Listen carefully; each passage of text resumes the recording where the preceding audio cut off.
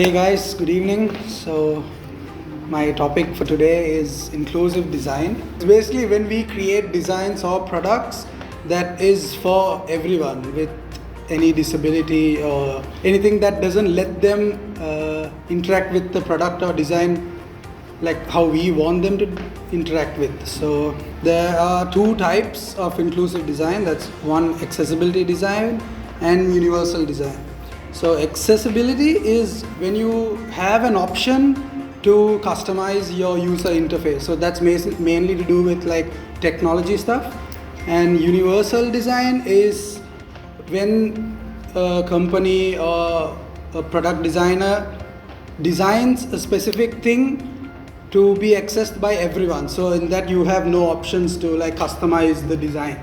It is made to accommodate to everyone. So one example of accessibility design is how on the iPhone you literally have an option for accessibility, and there you can change your text size and all of that. So that's mainly for like old people, like maybe like of the text, so it's better to read for them. And example of universal design is like these are some examples.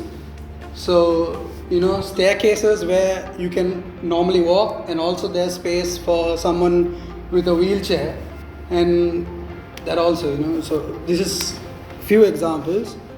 Another best example for us that I could show you all was basically keels.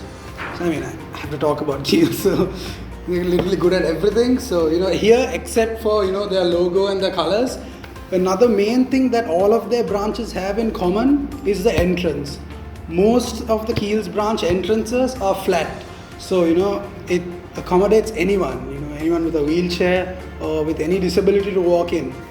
So I'm not sure if you all have noticed that, but most of the Keel's branches have like flat entrances. So let's get into some types of inclusive designs, some examples. So there's text legibility and dark mode for old users. Few examples are like when you go to websites or when you make posts, to have the text in a very legible way. So people who have like bad eyesight, you might have seen in most of the phones or websites, you have an option to switch on dark mode, so that's also easier on the eye and better to read. Another example is surname inputs for global audience. So this is like a main issue in like most of the sites where you want to log in and create a profile. So there there are different cultures around the world, so every culture people would have different type of names, and you might have a name with an exclamation mark in it, or with a full stop in it. So and in some websites you can't log in or create an account when you have a name with a punctuation in it, or a full stop or exclamation. So there are like, I think you might have heard some African names have a lot of clicks in them. So Facebook was one of the websites that made it easier for people to fill in their forms, and if they have a name that might be an English word but sounds a bit vulgar, so they have to upload their official like birth certificate documents or passport documents to verify that is actually their name. And these are some few examples. So if you have to really send a picture of your passport and say that is your name, you can do that.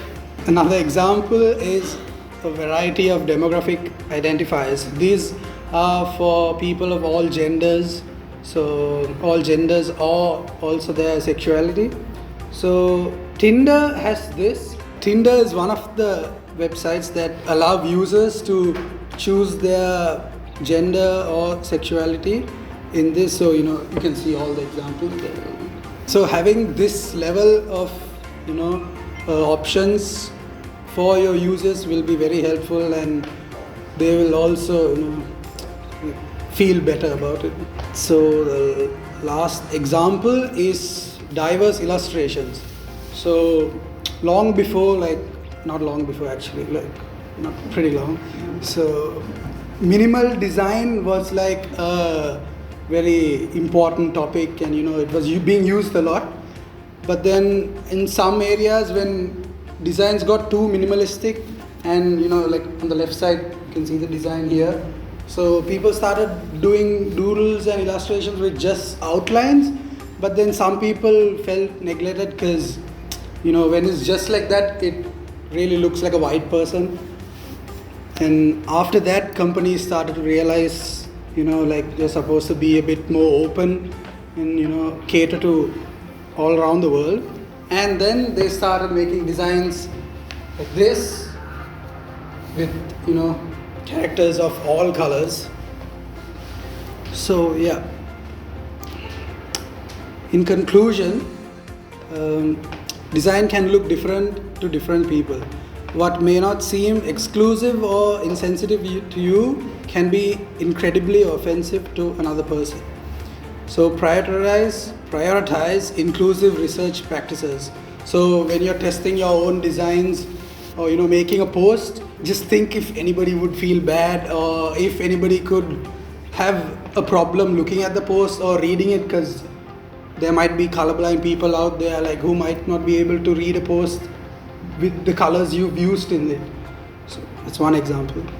And recognize exclusion. So don't be biased into thinking your product is made for everyone. Monotony is aspects such as illustrations can communicate exclusion. Aim to reflect how people really are, not an oversimplified version. So remember, you are not your user, and whenever you design something or think of making a product for anyone, think about all the types of people out there, and how they could benefit with your product or design. So thank you.